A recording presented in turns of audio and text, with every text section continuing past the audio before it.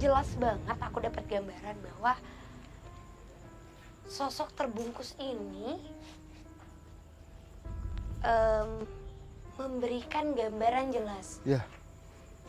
Kitab suci berwarna hijau yang ditaruh di atas kepala dan harus melafalkan seperti sumpah yang memang harus diyakinkan bahwa dia tidak melakukan itu. Tapi di dalam hatinya dia pun berjanji sendiri, kata Tasya. Dia bilang apa janji dalam hatinya? Janjinya dia tidak mungkin dan tidak akan terima dengan adanya fitnah tersebut, dan dia juga akan terus ada di area sini. Bahkan tadi kamu sempat bilang kalau ada yang tidur, ada yang apa di area ruko.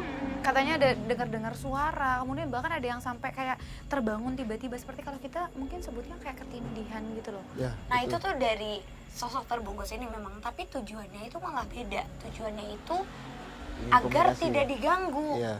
Dan dia berharap bisa komunikasi dengan orang yang mungkin seperti betul kita banget. ya Kak. Iya. Oh, serius. Dapat gambaran lebih Kak? Kaden lagi coba kayak gambar. Kaden butuh sketchbook lagi. Oke, Kaden lagi coba untuk komunikasi dengan sosok terbungkus yang ada di sini. Seperti menuliskan sesuatu di lantai, tapi masih belum tahu apa itu yang coba digambarkan dan dijelaskan oleh sosok tersebut pada Kaden. Ya. Jadi gini, pada saat sumpah pocong itu bukan dua-duanya yang sumpah pocong. Melainkan dukun yang saat ini jadi dibungkus dengan kain putih itu bisa. Jadi si fitnahan itu ditujukan ke yang menolong si wanita itu. Yang menolong si wanita itu. Jadi si sosok ini difitnah dengan dukun yang satunya. Nah, dukun yang satunya itu diminta tolong atau diminta sama lelaki yang tadi di awal bahwa ayo buat dia sakit. Nah, masa itu penduduk itu mengetahui bahwa di wilayah ini zaman dulunya itu ada dua dukun yang ahli dalam hal yang satu pengobatan, satu santet. Oke, jadi sebetulnya ini adalah yang baik yang mau menolong. Ya. Justru yang memfitnah ada yang melakukan tindakan Betul tersebut. banget. Nah, dia meninggal bukan atas sumpahnya, melainkan dia meninggal itu atas disantet sama dukun yang satunya itu. Terlepas dari rentetan peristiwa yang terbaca oleh Den Ananda dan Frisly, seakan terhubung dengan kisah masa lalu yang tersembunyi. Beberapa warga asli menuturkan adanya makam keramat yang mungkin terkait dengan hal tersebut. Malah ada makam tua di sini, salah satu makam persis di atas, makam keramat. Dia bilang sosok ini menunjuk sesuatu. Apa? Apa yang ditunjuk? Oh itu. Kaden! Wow, awas Chris. Awas jatuh. Assalamualaikum. Assalamualaikum. Ini makamnya. Assalamualaikum. Kak Nanda jangan terlalu jauh Kak. Aku merinding Chris. Aku merinding Chris. Tepatnya di belakangnya ada sebuah pemakaman. Dan kita coba ke sana. Aku pikir justru sosok itu seperti ingin menunjukkan tempat peristirahatan terakhirnya. Tapi justru Saya minta kanvas. ada kanvasnya lagi. Oke, ini pemakaman yang kita sebut. Kenapa Kaden kesini? Mungkin pelan-pelan bisa kita bawa. Sosoknya ngajak kesini. Pelan-pelan. Kananda. Assalamualaikum.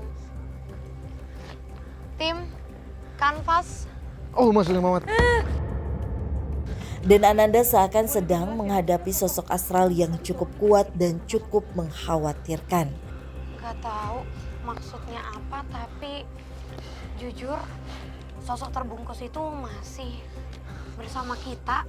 Bahkan ini kayak kita bertiga, sedangkan Kananda dengan salah satu makhluk. Tapi nggak sempurna bentuknya. Sosok lain. Kenapa? Ada yang terbang barusan. Apa sih? Gak apa-apa Kak, kamu sama aku. Oke. ketika dia lagi coba untuk gambarin seperti ada yang ingin ditunjukkan oleh sosok terbungkus ini sehingga membawa kita ke pemakaman. Aku nggak ngerti apa maksudnya jasadnya dimakamin di sini atau dia penunggu tempat ini. Aku masih belum paham. Untuk tempat ini ya sangat beda rasanya sama pasar itu. Karena menurutku banyak sekali makhluk yang mencoba manipulatif, mencoba untuk berusaha menyesatkan. Sebentar. Atau tujuannya itu negatif yang ada. Hai! Itu kenapa? Fris, ini kenapa identik dengan air? Kalau tadi panas, ini air. Kayaknya kalau yang ini ada komunikasi antara Kananda dengan makhluk yang ini.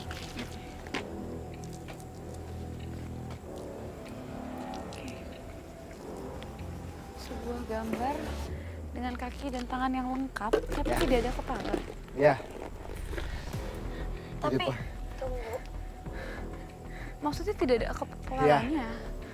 kenapa saya pakai media ini?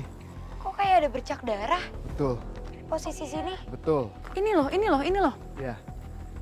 Allah. Kamu Jadi visi fase kenapa saya minta sketsa? Minta kanvas untuk sketsa dia. Jagain dia. Jagain dia. Keadaan semakin mencekam. Kala dan Ananda merasakan tanda bahaya dari sosok astral yang seakan tanpa kepala.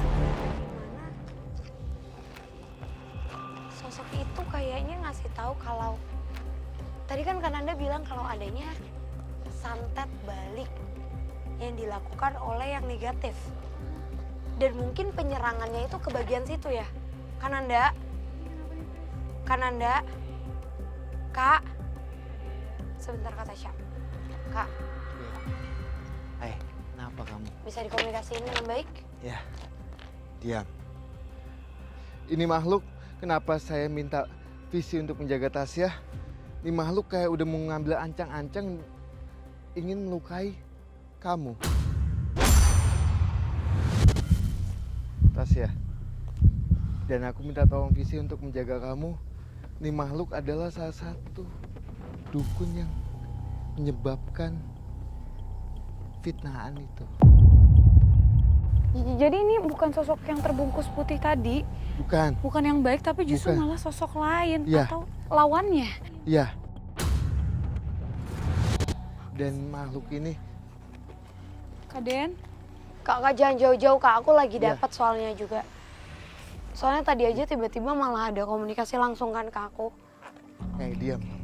kalau Dia Pelan.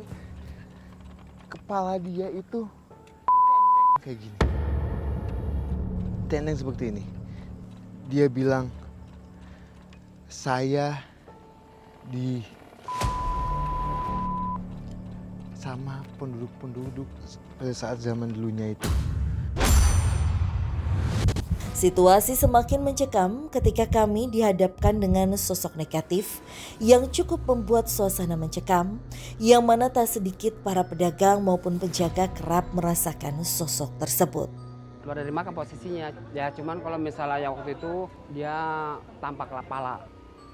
Lantas apakah kami mampu menuntaskan penelusuran kami